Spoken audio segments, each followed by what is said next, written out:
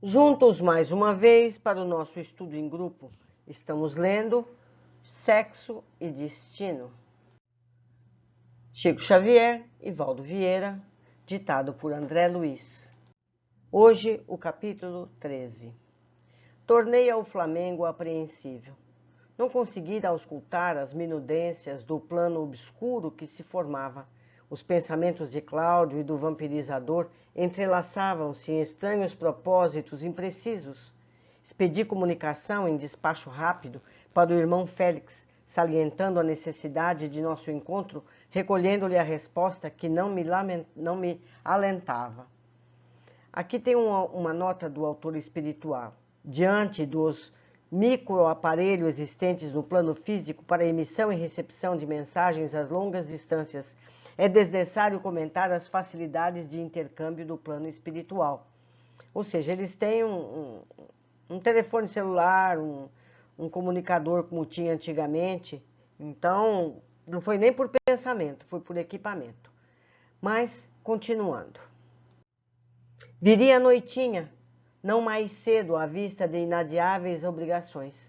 Seria desaconselhável qualquer recurso a Neves, que sabia ocupado, e talvez providencialmente ocupado, já que as dificuldades morais se esboçavam no labirinto e algumas ameaças de irritação nos frustrariam objetivos e movimentos.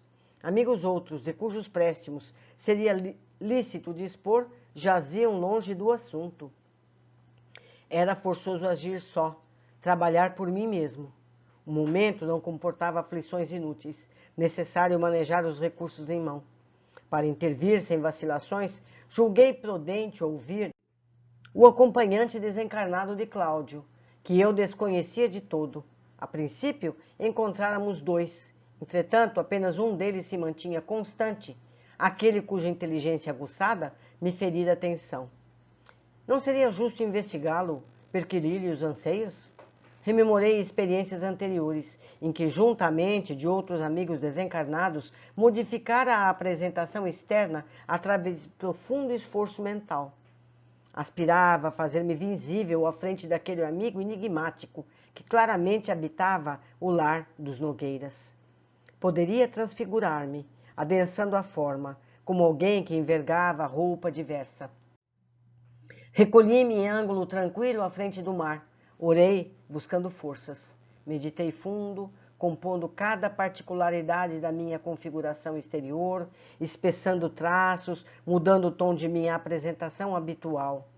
Quase uma hora de elaboração difícil esgotou-se, até que me percebi em condições de empreender a conversação cobiçada. Faço eu um parênteses aqui. Mais uma vez, a gente vai destacar que quando um médium vê um espírito, nem sempre ele é aquilo que o médium está vendo. Como vimos, o André se disfarçou. Ele se apresenta com uma aparência diferente, um comportamento diferente para atingir os objetivos de salvação à garota. Certo? Vamos continuar. Não me autorizava a perder um minuto. Avancei prédio acima, batendo a porta cerimonioso. Aconteceu como previa, porque o parceiro invariável de Cláudio veio atender. Olhou-me desconfiado, de alto a baixo, esquadrinhou-me os instintos, ou melhor, esquadrinhou-me os intuitos. Humilhei-me, vulgarizei a linguagem quanto pude.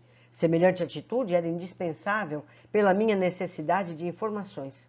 Atento a isso, afetei absoluto desinteresse pelos moradores do apartamento, centralizando nele o núcleo natural de minha atenção. Expliquei andar procurando um amigo, perguntei pelo outro camarada que vira, ali, dias antes. Via-o juntos, precisamente naquele local, quando transitava no corredor, entretanto, passava apressado a peso de obrigações.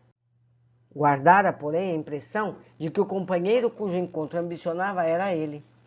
Esse era o expediente mais simples que me ocorreu a cativá-lo, conversando com o espírito de submissão e fraternidade naturais, de modo a ganhar-lhe alguma confiança e carinho.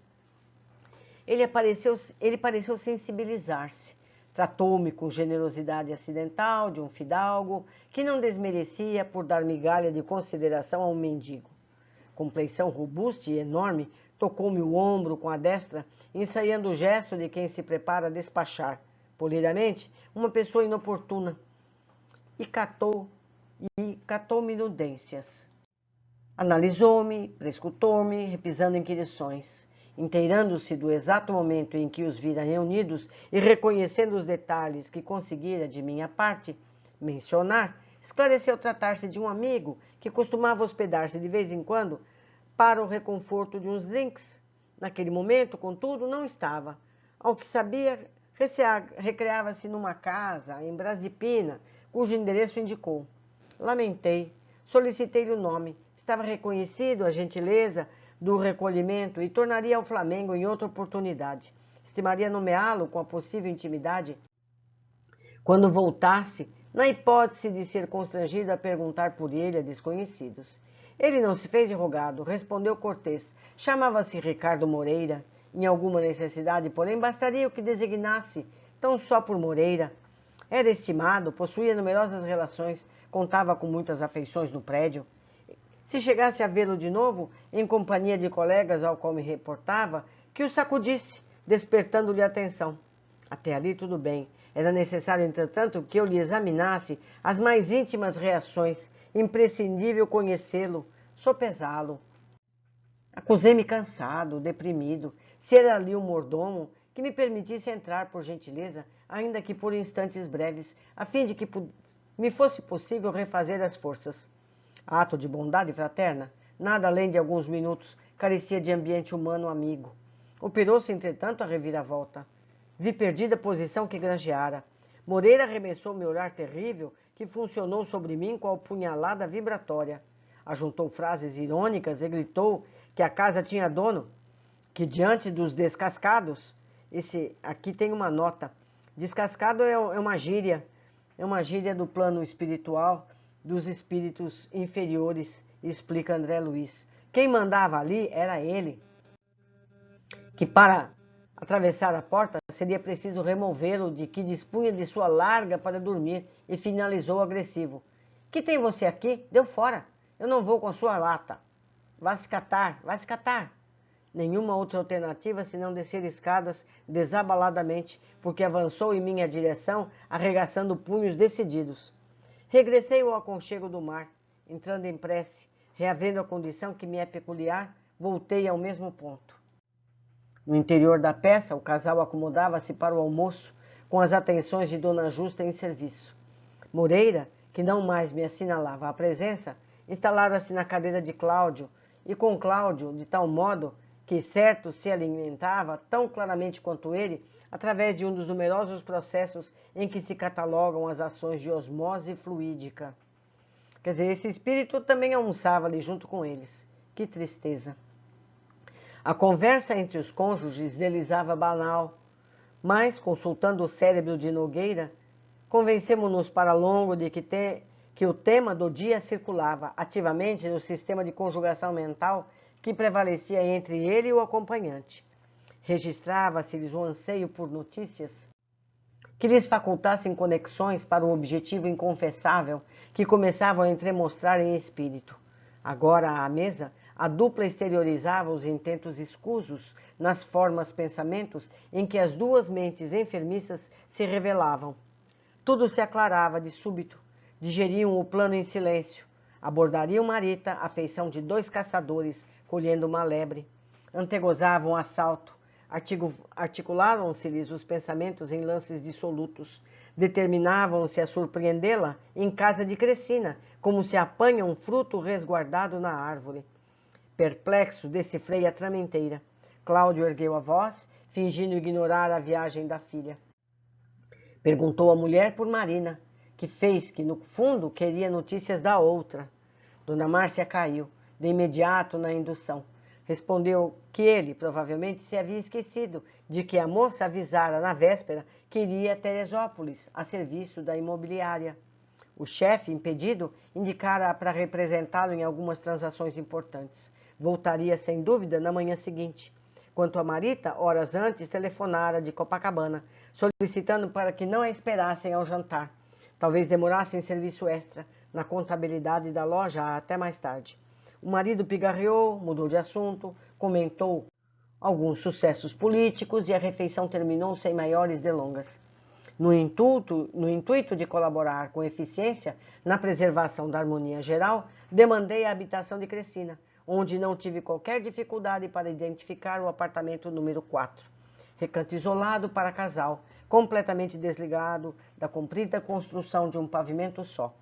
A vivenda, pela extensão enorme, aparentava profunda calma. Entretanto, pela ruidosa conversação dos desencarnados, menos felizes, que aí bulhavam, desocupados, era possível imaginar as agitações da noite. Depois de atenciosas idas e vindas pelo terreno, examinando situações, vi a dona da casa tomar o fone. Aproximei-me. Crecina perguntava por Gilberto no escritório dos Torres. Atendida, combinou a visitá-lo às 2. Daí, precisamente, a meia hora. O programa foi cumprido em todas as sequências previstas. De retorno, Crecina chamou para a loja e comunicou à jovem que o rapaz escrevera. Tudo certo. Leu o bilhete em que lhe participava a resolução de estar firme no lugar indicado, às 8, que ela aguardasse, confiasse. A pobre menina exultou e as minhas inquietações doíam. Agigantadas. Necessitava desdobrar medidas de proteção. Entender-me com algum amigo encarnado em ligação com o grupo, sugerir providências que evitassem a consumação do projeto, criar circunstâncias em que o socorro chegasse em nome do acaso. Entretanto, debalde, girei da pensão alegre ao escritório, do escritório à loja, da loja ao banco, do banco ao apartamento do Flamengo. Ninguém estendendo antenas espirituais com possibilidades de auxílio. Ninguém orando, ninguém refletindo. Em todos os lugares, pensamentos entouçados sobre raízes de sexo e finanças. Vemos aqui, meus amigos, que é preciso estar na frequência para que ele pudesse passar as intuições, configurando cenas de prazeres e lucros com receptividade. Frustrada para qualquer interesse de outro tipo, até mesmo um dos chefes de Marita, do qual me acerquei, tentando insuflar-lhe a ideia de reter a jovem no serviço até altas horas da noite. Ao sentir a imagem na tela mental, transmitida por mim, para indício de entendimento, acreditou-lhe estar pensando consigo mesmo, inclinando o assunto para questões salariais. Concentrou-se de pronto nas vantagens econômicas, agarrou-se às cifras, encheu a cabeça com parágrafos da legislação trabalhista, expulsou-me a influência sumariamente, monologando no íntimo. Essa moça já percebe o suficiente. Não lhe darei nem mais um centavo, nenhum outro recurso se não permanecer no casarão de sentinela. Inúteis as diligências. Para a gente ver, meus amigos, os espíritos também não podem tudo. Não é verdade? Às 7h30 da noite, Cláudia apresentou-se com esmero, sem mesmo esquecer-se da peruca leve que lhe remoçava as linhas fisionômicas. Solerte espiou a vivenda de Crecina a pequena distância. Ele e outro, Moreira, não parecia menos interessado. Acompanhei-os. O marido de Dona Márcia, aperaltado, buscava um telefone que não teve dificuldade para encontrar. Café vizinho facilitava. Discou chamando Fafá, o porteiro da pensão, que ficávamos conhecendo em nossas investigações cordiais durante o dia. Atendido, rogou-lhe que fosse encontrá-lo confidencialmente. Questão de negócio. Não se arrependeria do segredo. Riram-se pelo fio. O empregado, velho bonachão, que o álcool já começava a excitar aquelas horas verdes da noite, veio à pressa. Atencioso, sabido, conquanto guardasse um sorriso de bondade parado no rosto, que tanto podia ser para o bem como para o mal. Inclinou o ouvido para a boca de Cláudio, a fim de escutar melhor. Nogueira cochichou solene. Solicitava-lhe concurso urgente. Precisava esclarecer-se quanto aos jovens que se reuniriam no quarto. A moça era sua filha. Não faria barulho, não escandalizaria ninguém, mas desejava certificar-se. Nada de complicações. Necessário reconhecer o desencaminhador, de maneira a solucionar o problema de família, sem alarde. Recorria aos préstimos dele, companheiro dedicado. Não lhe dispensaria a colaboração. Fafá disse compreendê-lo, participou que a menina, esperada, já se instalara. Vira-a sozinha, através da porta semicerrada. Estava sentada no leito, folheando revistas, e ante as perguntas que se acumulavam, confiou que era a jovem vista por ele, cedinho, em conversação com a mudana. Sim, guardava-lhe o nome. Era Marita sim. Fez-se Cláudio, mais reservado, pediu-lhe blackout. Que o porteiro lhe fizesse o favor de desajustar o fusível na instalação elétrica. O concerto exigia uns 15 minutos de sombra. Isso bastava para que se inteirasse de tudo, sem que a patroa e os hóspedes lhe percebessem a presença. Colaboraria no escuro, em ângulo oposto à iluminação pública, e assim facilmente identificaria o rapaz. O serventuário, não obstante semi-embriagado, fixou expressão matreira e salientou que era problema sério aquele. Satisfaria o chefe, mas bico calado, nada de envolver-se com os tiras. Cláudio deixou escorregar para a mão dele 2 cédulas de 500 cruzeiros e Fafá, menos inquieto, indagou pelo horário exato, ao que o Nogueira aclarou, afirmando faltar unicamente 10 minutos, de vez que aguardaria a luz apagada às 8 em ponto. Separaram-se os dois, e quando me perdia em dolorosas conjecturas, revigoradora surpresa me visitou o espírito. Dera alguns passos na rua e fui agradavelmente defrontado pelo irmão Félix, que me abraçava. Comovi-me, revê-lo e confiar-lhe todas as inquietações foi trabalho de segundos. Nas minhas frases curtas, o instrutor recolheu todo o material informativo. Sem detença, rumamos para a vivenda coletiva, cujas lâmpadas esmoeceram de chofre quando lhe transpunhamos a entrada. Tive a ideia de que o acontecimento era comum, porquanto a escuridão não estabeleceu o menor alarme. Velas bruxuleantes piscaram aqui e ali. Tomamos a direção do aposento isolado. Cláudio estancara a porta, enlaçado pelo vampirizador, ambos justapostos um ao outro, dupla de sentimentos e propósitos iguais. Ambos emocionados, corações pulsando, os precípites prelibavam a caça que não lhes escaparia. À distância reduzida, notei que os dois se postavam sob o halo das energias balsâmicas de Félix. Entretanto, o admirável fenômeno para eles era como se não existisse. Diante do quadro inquietante e enternecedor, imaginei comigo fitar 2 lobos humanizados, aos quais piedoso emissário dos céus tentasse, inutilmente, entregar a palavra à inspiração de Jesus Cristo.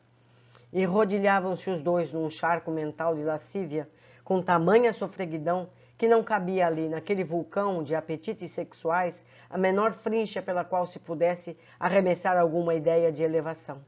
Agressivo perfume de cravos me invadiu o olfato desprevenido. Onde sentira naquele dia um cheiro igual? Recordei espantado. Aquele era o extrato usado por Gilberto. Conhecera-o na palestra do Lido. Minuciei observações. Reconheci que Nogueira tivera igualmente o cuidado de usar indumentária, em tudo semelhante à do moço, inclusive a gravata.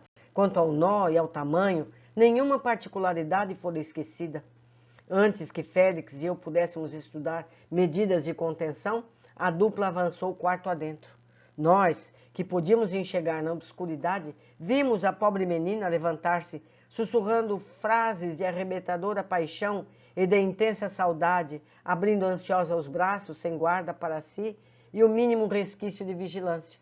Acreditava-se diante do amado. Era ele, não devia recear, naquele instante, em todas as suas intenções e em todos os seus nervos, um pensamento só, um apelo só, entregar-se. Cláudio e o outro, a fremirem de emoção, mantinham absoluto silêncio. Nada que pudesse evitar a integração indesejável. Nogueira, agindo por si e pelo acompanhante, atraiu-a de encontro ao peito e beijou-a convulso. A indefesa criança, hipnotizada pelos próprios reflexos, abandonou-se vencida. Irmão Félix, tangido por sentimentos que eu não poderia avaliar, deixou o recinto e acompanhei-o. Atingindo o degrau externo da porta de entrada, vi que o benfeitor, transido, se deteve de olhos fitos no céu. Quanto a mim, conturbado, não me sentia capaz de articular uma prece. Nada pude fazer senão calar-me, reverente perante o agoniado coração paterno que vinha das esferas superiores para desmanchar-se ali em suplício indizível, velando através da oração muda que lhe extravasava horas em grossas lágrimas. Homens, irmãos, ainda que não possais viver santamente a face dos instintos inferiores que nos atazanam as almas, animalizadas ainda por duros gravames do passado culposo, reduzi quanto puderes as quedas de consciências, quanto não seja por vós, fazei-o pelos mortos que vos amam. De uma vida mais bela, disciplinai-vos em respeito a eles, guardiães invisíveis que vos estendem as mãos, pais e mães, esposos e esposas, filhos e irmãos, amigos e companheiros, que supondes perdidos para sempre, em muitas ocasiões, vos acompanham de perto, acrescentando-vos a alegria ou partilhando-vos a dor. Quando estiverdes a ponto de resvalar nos despenhadeiros da delinquência, pensai neles. Ser-vos-ão generosos, indicando-vos caminho na noite das tentações, a feição das estrelas que removem as trevas. Vós que sabeis reverenciar as mães e os mestres encanecidos na abnegação, que ainda respiram no mundo, compadecei-vos também dos mortos, transfigurados em afetuosos sirineus. A nos compartilhem as cruzes das provações merecidas em dolorido silêncio, quando muitas vezes não somos dignos de oscular-lhe os pés. Diante de Félix, em pranto amargo, meu coração imperfeito e pobre passou então a recorrer ao Evangelho e a confortei-me ao lembrar que Jesus, o Divino Mestre, fora também um amigo sensível e carinhoso ao chorar um dia na terra ante Lázaro morto. Decorridos quase 20 minutos de expectação, a luz reapareceu e ouvi um grito agoniado em que o espanto e a dor se mesclavam com um terrível acento. Marita, com rapidez de uma corça dilacerada, saltou à janela em sentido oposto e disparou em desalinho. Antes, porém, que nos fosse possível esboçar qualquer socorro, alguém chegou apressadamente e abordou a porta do solitário aposento, espancando-a com fúria. Esse alguém era Dona Márcia. Nogueira, assistido pelo amigo desencarnado, recompôs-se num átimo e, ao esbarrar com a esposa, fez risinho ridiculizador, exclamando mordaz: "Era só o que faltava, você também aqui?" Dona Márcia, que costumava entreter-se no pôquer junto a amigas, não longe da pensão de Crecina, com quem mantinha relações de amizade, fora imediatamente informada por ela quanto à chegada do marido, com a observação de que ele talvez entrasse em rixa acirrada com os jovens. O porteiro, receando complicações, aviara-se diligente, comunicando à patroa quanto sabia. E a patroa, a seu turno, julgando que a moça e Gilberto estivessem reunidos, não hesitara em invocar a presença da amiga, no intuito de conjurar possíveis desastres. A senhora Nogueira, ao chegar, inquieta, vira a filha adotiva em debandada e, entopando com o marido, desapontado, saindo a sós, entendeu num relance tudo o que se passara. "Canalha!" bradou indignada. "Eu não acreditei nessa menina infeliz, eu que poderia ter evitado." E a voz da recém-chegada assumiu dolorosa inflexão. "Como é que você não pensou? Tenho comigo todos os papéis de Aracélia, todos os seus bilhetes. Ela nunca esteve com outro homem, a não ser você mesmo. Você nunca soube da última carta em que ela me entregava à menina, dizendo que preferia morrer para que eu fosse feliz. A memória dessa moça pobre e leal é a única coisa boa que eu tenho no coração. O resto você destruiu. Ah, Cláudio, Cláudio, a que baixezas descemos nós. Louco, você ultrajou a própria filha." Ele apoiou-se cambaleante na porta, como que fulminado por um raio. Dona Márcia prorrompera em soluços, entretanto, de nossa parte, era forçoso sair. Meus amigos, que drama terrível, que tristeza, que drama. Mas vamos às observações. Já vimos em outras leituras que há espíritos que se alimentam junto com os encarnados. André detalha aqui, se alimentava tão claramente quanto ele, através de uns numerosos processos em que se catalogam as ações da osmose fluídica. O espírito sentara na mesma cadeira que Cláudio, sobrepunham-se como se fossem uma só pessoa. Vimos nesse capítulo ultrajantes comportamentos dos que balizam suas vidas unicamente pelos impulsos do cérebro primitivo. Podemos imaginar as consequências kármicas dessas atitudes. Vai ser difícil, até mesmo para o Cláudio. essa situação dramática. Meus amigos, não temos nem ânimo de mais considerações. Aguardo todos vocês no nosso próximo capítulo. Abraços!